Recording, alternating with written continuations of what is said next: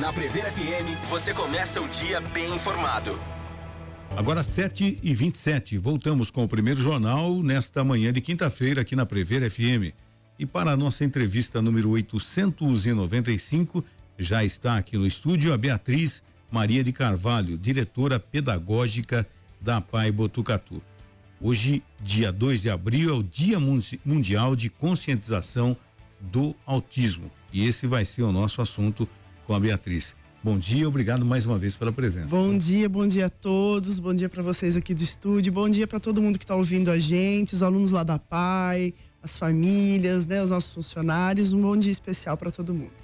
A importância dessa data hoje, Beatriz? Muito importante, a gente estava conversando aqui, né, antes de iniciarmos a entrevista, e o autismo hoje ele é visto, né, de uma forma diferente. Hoje a gente consegue diagnosticar melhor. Hoje a gente consegue dar um atendimento diferenciado para as pessoas com autismo. Eu estava contando aqui que lá em 2014 nós iniciamos o nosso centro especializado de autismo lá na APAE com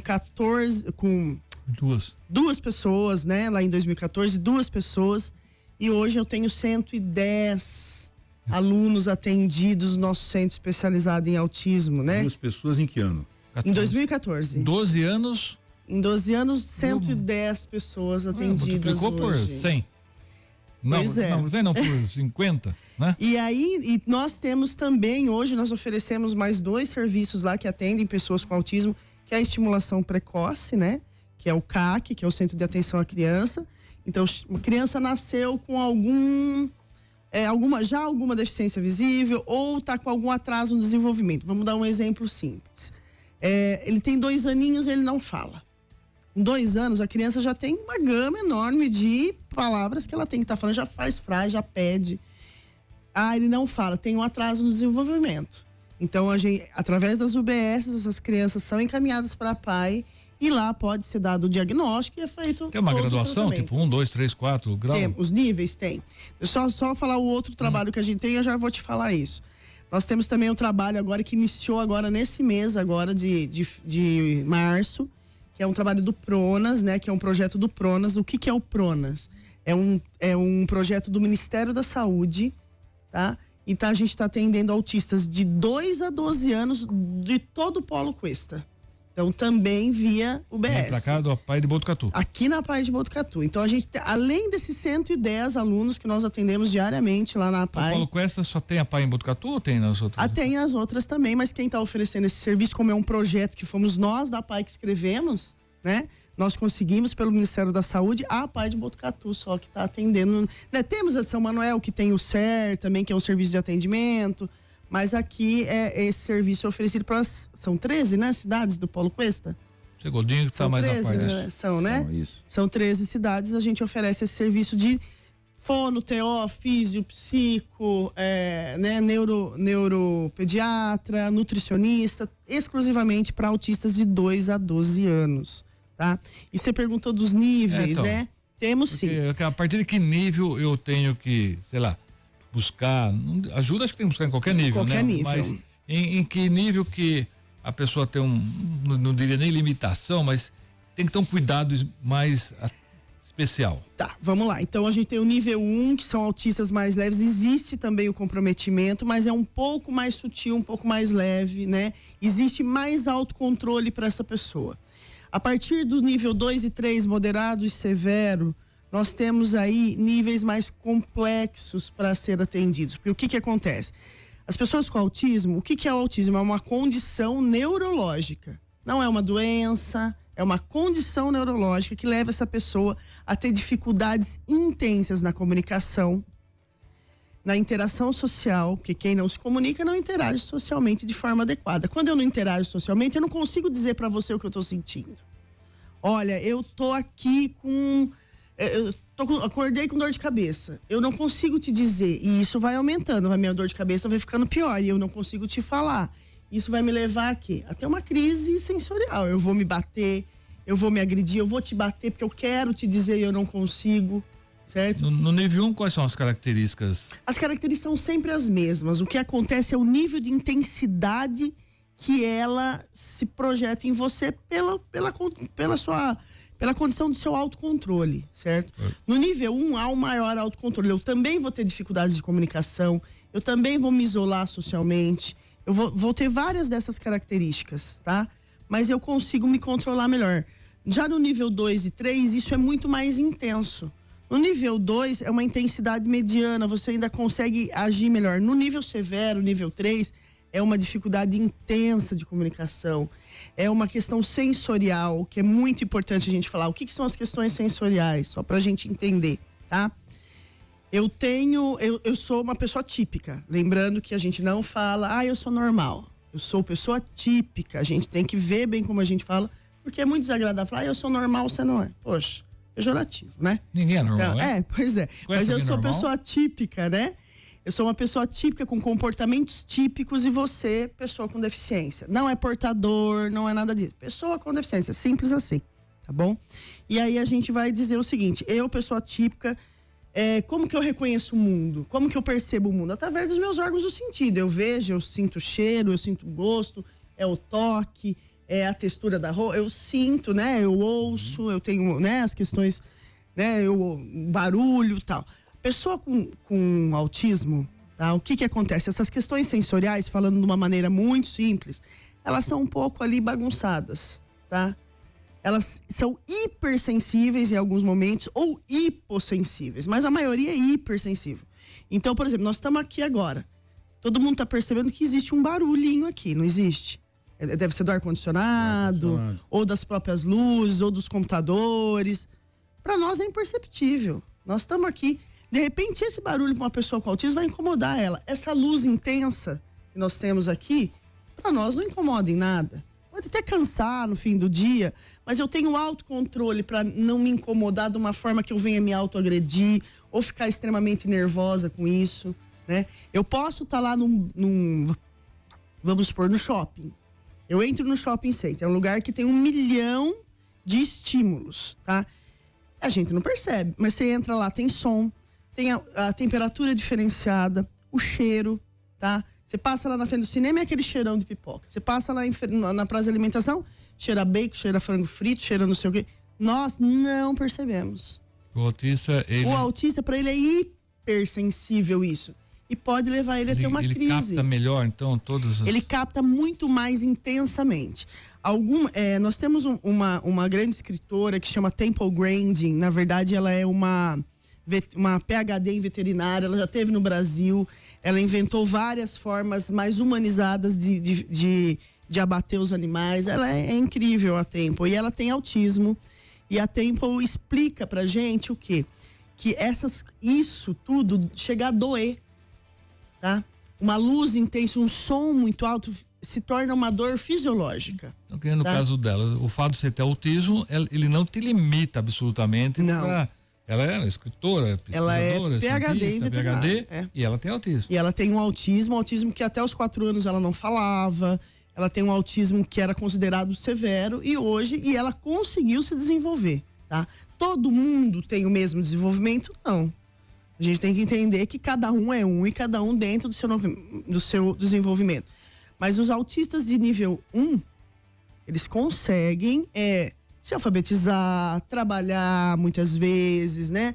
Nível 2 pode ser, talvez, e nível 3. Por isso que chama transtorno do espectro. É um espectro, ele pode variar, né? Ele pode variar. Hoje a gente tem visto, né, que muitas pessoas adultas têm se descoberto autistas. Ele fala lá, eu era um cara esquisitão, eu ficava lá quieto no meu canto, eu não interagia muito, social. Eu tinha uma fobia social. Esse é um autista. Você pode são características. Essa pessoa tem que ir lá fazer um teste lá no neurologista lá, tudo, e ele pode... Inclusive é complicado, né? Não é fácil. Como é que é o diagnóstico?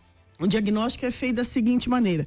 Geralmente um neuropsicólogo, né? Neuropsicólogo, ou o próprio neurologista, ou o pediatra, o neuropediatra, eles aplicam testes, tá? É uma gama, você tem que se enquadrar em diversas características para que você possa falar, olha, eu me encaixo dentro do espectro.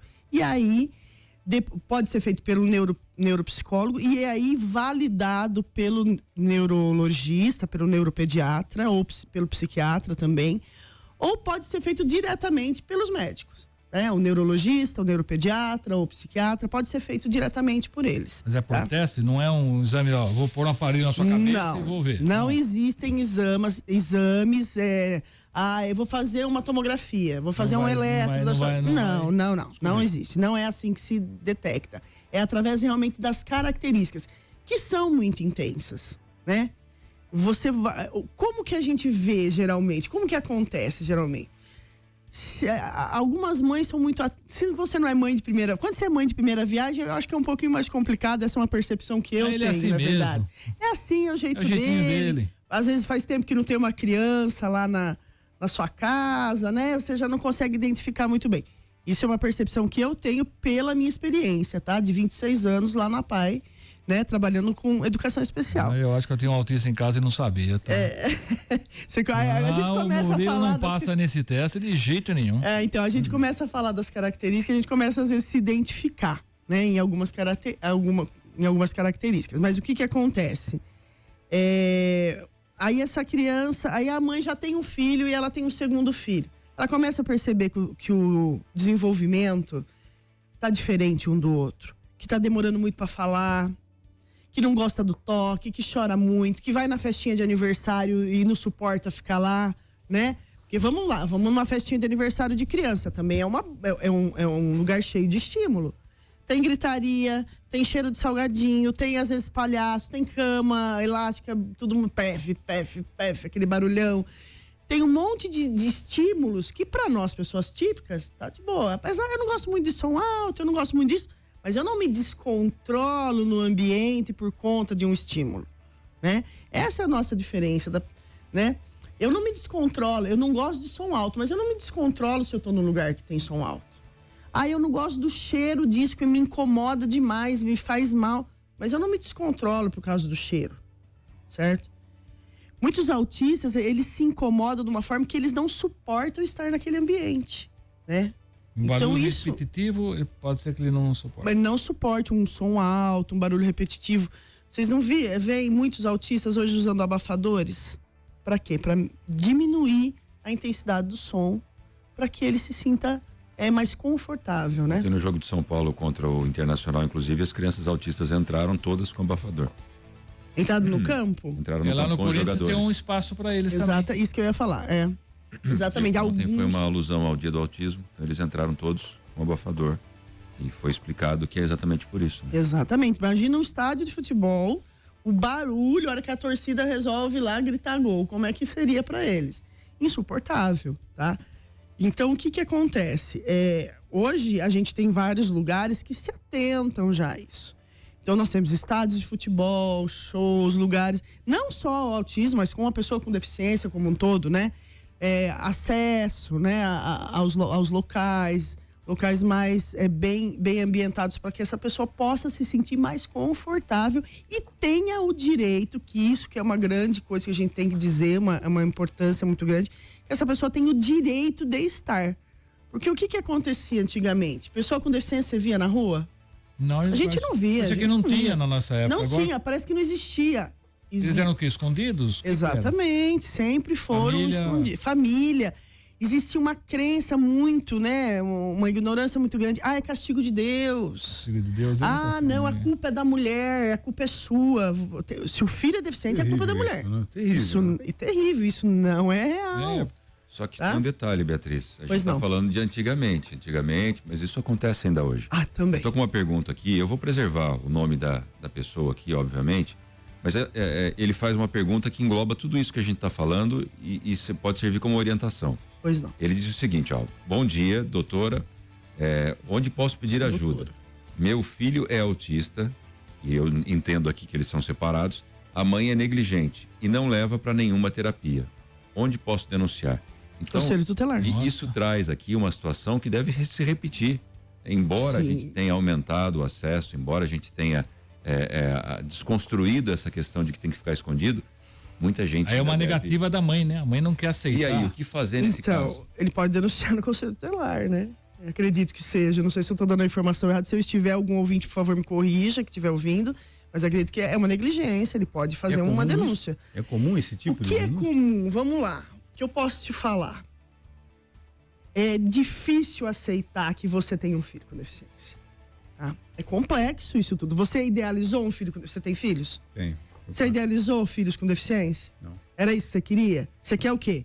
Vá pra escola, arruma namorada, se case, você tenha netos, é isso que você idealiza, não é? É o que todo mundo quer. Tá? Aí você tem um filho com deficiência. Um filho com autismo, qual que é a grande complexidade? É a questão da interação social. Muitas vezes, um filho com autismo, ele nunca vai abraçar a mãe. Temple Grandin conta no seu... Ela tem um filme, né? Chamado Temple Grandin. Ela tem um filme, no filme a mãe fica sempre muito triste porque ela nunca abraçou a mãe. A mãe nunca teve o carinho do filho. Não é a coisa mais gostosa do mundo, de repente, você ter isso? Nossa, o filho, o neto. Então, é uma característica de todos? Não, não é. Tem muitos autistas que conseguem expressar o seu carinho, que conseguem. Eu tenho autistas lá na pai que chegam de manhã e me beijam. Oi, Bia, vai lá, me dá um beijinho, tá? Mas existe uma dificuldade sensorial no toque da pele, no abraçar. Tem um outro aluno que todo dia na hora do almoço ele me dá um beijo, mas ele me dá um abraço, sabe aquele abraço? Assim, ele não toca muito. Abraço sem querer abraçar muito. É um abraço sem querer abraçar, exatamente. Ou querendo abraçar, mas com medo de abraçar. Na verdade, é a sensação, né? A questão sensorial, é o sentir na pele o toque do outro, que pra ele é um incômodo, tá? É essa questão sensorial, é desconfortável. É que nem você botar uma blusa de lã e ela ficar te pinicando. Você já não botou uma roupa que te pinicou? Sim. Você falou, não, vou tirar isso que tá me incomodando demais, né? Então, a questão de você ter um filho com deficiência é muito complexa. E existe uma negativa. Não, meu filho, imagina, meu filho é assim. Às vezes até por falta de informação, na verdade. Exatamente. Não é nem negligência ou negar, não saber, não isso entender. Que a Ellen acabou de dizer. Não entender Eu a acho situação. que é a falta de informação. Exatamente. Não é verdade? É falta verdade. de informação. Se você tem uma dificuldade para ter o diagnóstico, você imagina a informação sobre como tratar, como conviver, né? Que é uma coisa do quê? De 20 anos que mudou isso? Antigamente, como a gente comentou aqui, a própria família, de repente, não expunha. Exatamente. Vamos dizer que de uns 30 anos pra cá as coisas vêm mudando. Eu tô há 26 anos na APAI, né? 26 anos trabalhando com educação especial. Eu comecei lá nos anos 2000 com autismo já. E já existia ali um pessoal. Pirassununga é um município que trata muito a questão do autismo. Eu me especializei lá em Pirassununga, né? Tá. Indo pra lá, na APAI de lá, né? Conhecendo mais o autismo lá. E lá nos anos 2000 eu já comecei a trabalhar com autismo, né? Entrei na APAI já como monitora pedagógica na época, monitora ainda, auxiliar de professor, né? Hoje estou como diretora, mas comecei lá como auxiliar de professor no setor de autismo. Perfeito. No Brasil, 2.400.000, tá? Só fazer um intervalo rapidinho. A gente está conversando sobre o Dia Mundial de Conscientização do Autismo com a diretora pedagógica da APAI, Beatriz Maria de Carvalho. Vou fazer um rápido intervalo, já a parte final do primeiro jornal. 7h49, voltamos com o primeiro jornal aqui na Prever FM. Nesta quinta-feira, amanhã, não teremos o primeiro jornal. Amanhã, sexta-feira santa, não teremos o primeiro jornal. Nós estamos recebendo aqui a Beatriz Maria de Carvalho, diretora pedagógica da APAI, o Dia Mundial de Conscientização sobre o Autismo. Vamos com as perguntas dos ouvintes. A Renata perguntou pra gente aqui sobre a entrevista, como é o encaminhamento para crianças de 2 a 12 anos? Quantas vagas vocês possuem para essas terapias? E há fila de espera?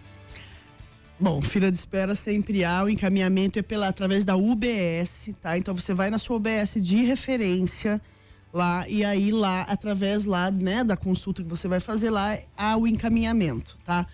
Nós temos 60 vagas, mas já estão muitas preenchidas, porque não é só Botucatu, é o Polo Cuesta. São 9 cidades, tá? Só corrigindo. São 9, não são 13. São 9 cidades, então, do Polo Cuesta. Então, a gente atende aí essas 9 cidades do Polo Cuesta. Então, já tem gente de Porangaba, já tem gente de Bofete, já tem gente vindo, né? Mas aí, então, você vai lá até a sua UBS de referência para receber o encaminhamento e depois vai até a APAI, que aí, se não tiver a vaga, já você tem ali, você entra numa lista de espera. E aí o Rudinei também mandou uma mensagem pra gente aqui, ele disse o seguinte: eu tenho uma filha com autismo nível 1, mas ela também tem TOD e TDAH. Isso agrava demais o quadro dela. Ela faz vários tratamentos, mas infelizmente pela prefeitura não temos o apoio necessário, como por exemplo, psicólogo com aba, fonoaudiólogo, nutricionista, entre outros. E nas escolas então não tem professores especializados auxiliares, e sim estagiários que não somente que faz psicologia ou pedagogia, mas outras áreas que cumpre para ter o estágio exigido. A APAE é uma instituição que deveria ter muito mais recursos, mas infelizmente o poder público não faz, pois isso seria o mínimo para poder ajudar mais essa instituição com esse belo trabalho. Olha, Rudinei, eu entendo 1000% o que você está falando, tá? Realmente, a gente chega num ponto que a gente tem um limite. Hoje eu não tenho mais vagas na educação, né, para atender os autistas. Porque a gente tem um limite não só de atendimento, como estrutural. Hoje há também uma grande dificuldade de contratação de pessoas especializadas, tá? Eu não tenho, por exemplo, hoje eu tô na busca de uma terapeuta ocupacional e de fonoaudiólogo, eu não encontro. Não tem no mercado? Não tem no mercado, né? E quem tem as clínicas pagam muito bem, né? Eles ganham absurdos nas clínicas. E aí vai lá para a instituição que o salário não é igual. Lembrando que é uma organização do terceiro setor, que a gente depende de verbas públicas.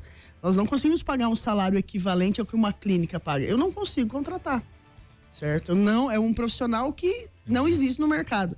Às vezes nem para as clínicas, tá? Não existe uma APAE nesse Brasil que não esteja procurando uma fonoaudióloga ou uma terapeuta ocupacional. Porque a gente tem aí os diretores de escola, a gente tem, né, das outras APAEs, a gente tem amizades, e o pessoal fala: você tem TO aí? Você tem fono aí? Né? Hoje eu tenho lá, né, a Beth, que é a nossa fono, né, que ela atende a escola. A Beth está extremamente sobrecarregada, porque é a única fono que eu tenho. E atende toda a instituição, não atende esses projetos, atende a escola. A escola, e assim, ela está sobrecarregada, porque eu só tenho ela. Que ela atende, Não, ela atende as pessoas com deficiência intelectual também. Quantas pessoas tem lá na APAE? Hoje, 370 usuários que frequentam a APAE diariamente, e uma base de 120 pacientes que estão lá, tanto no CAC, Centro de Atenção à Criança, que é qualquer deficiência e autismo, e os 2 a 12 anos, que é o nosso atendimento à criança autista também. A gente tem uma mensagem aqui da ouvinte Ana Paula, ela disse, né: bom dia, como sempre os assuntos que vocês trazem são esclarecedores. Eu gostaria de deixar uma reflexão ou uma pergunta que quase ninguém fez. O quanto do sofrimento da pessoa autista vem do autismo em si, inteiro, você, né, ser uma pessoa com autismo, e o quanto vem de viver em um mundo que não se adapta a essas diferenças. Fica essa reflexão pra gente pensar com mais empatia. É muito complexo, porque o que acontece? Os níveis mais severos, muitas vezes, existe aí uma deficiência intelectual associada, tá? E isso tudo às vezes, dificulta muito mais a convivência dessa pessoa na sociedade, a convivência em família, é muito difícil. Os autistas leves que conseguem conviver mais em sociedade, que têm mais autocontrole, eles sabem que eles são diferentes. Eles sabem que eles têm mais dificuldades. Então isso é muito complexo. Hoje nos Estados Unidos, né, não sei se há no Brasil essa pesquisa, mas nos Estados Unidos, que há, por exemplo, um alto nível de suicídio de adolescentes autistas. Nossa, que se entendem diferentes. Que muitas vezes querem se relacionar e não conseguem, né? Existem alguns programas, por exemplo, existe no streaming lá na Netflix uma série que chama Amor no Espectro. É interessante a gente, que é típico, assistir pra gente entender a dificuldade de relacionamento que essas pessoas têm. Tem mais uma série chamada Parenthood, que tem um jovem, né, que tem a síndrome de Asperger. Asperger. É isso, Asperger. Na série eles falavam Asperger, por isso que Asperger, eu tô dizendo. Sim. É que eu conheci um alemão, que doutor Fashion, ele veio aqui e ele é alemão e ele falou que é Asperger. É igual o entrecô. Hoje já foi entrecô. Hoje é seu dia. Hoje... É assim, mas tá todo mundo compreendendo, é importante. Mas é uma série muito interessante, inclusive, que um jovem, né?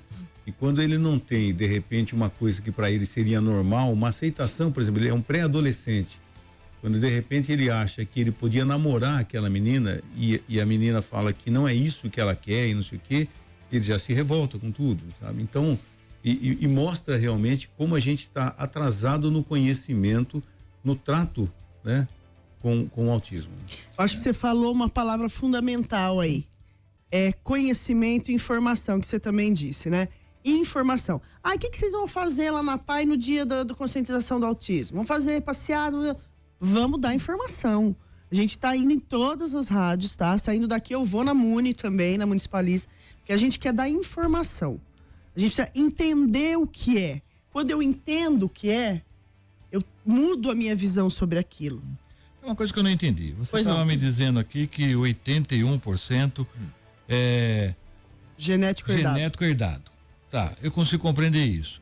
Agora, quem que não herdou isso de forma geneticamente, esses 19%, como é que ele se torna um autista se ele não herdou geneticamente? Ele nasce, tá? Ele já nasce com autismo. Ninguém pega autismo. Isso precisa deixar claro, entendeu? na convivência, Desenvolveu, certo? não sei. É, se não veio de geneticamente... Pode ser na hora ali da como chama, gente? Concepção. Da concepção, né? Existem ali na hora das formações ali. Isso pode acontecer, são tantos por cento assim. E as questões ambientais, no sentido de uso de ácido valproico, que é depaquene anticonvulsivante, na gravidez, ácido valproico. O que é ácido valproico? É um anticonvulsivante, um remédio que não deixa você ter convulsões. Há mulheres que têm isso na gravidez. Elas usam isso muito? Podem usar. Também está ligado, já tem algumas pesquisas dizendo que está ligado ao uso de drogas, tanto pai ou mãe, uso de drogas, tá? Maconha, maconha eu não lembro se é, mas uso de drogas. Não vou especificar a droga que é, porque agora eu não posso, pode ser que eu fale coisas que não são assim. Então, há estudos, gente, são estudos, tá? Que falam que obesidade materna, a gente ser pai e mãe mais velhos, tá? Tem um estudo que comprova que aumenta o risco em 9% quando o pai tem acima de 40 anos. Eu achava que era só a mãe. Não é só a mãe. O autismo, ele é representado pela cor azul, tá? Por quê? Porque existe muito mais homens com autismo do que mulheres, tá? Ainda existe uma gama maior e ele tá ligado à questão da testosterona também, tá? Então aí o pai tem muita influência nessa questão, bom? Beatriz, gostaríamos de agradecer imensamente a sua participação aqui, conte sempre com a gente, né?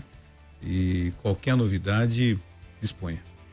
Muito obrigada, eu que agradeço a oportunidade, como eu disse para vocês, o mais importante para a PAI de Botucatu é divulgar informação e informação que realmente conscientize, que leve as pessoas a refletirem.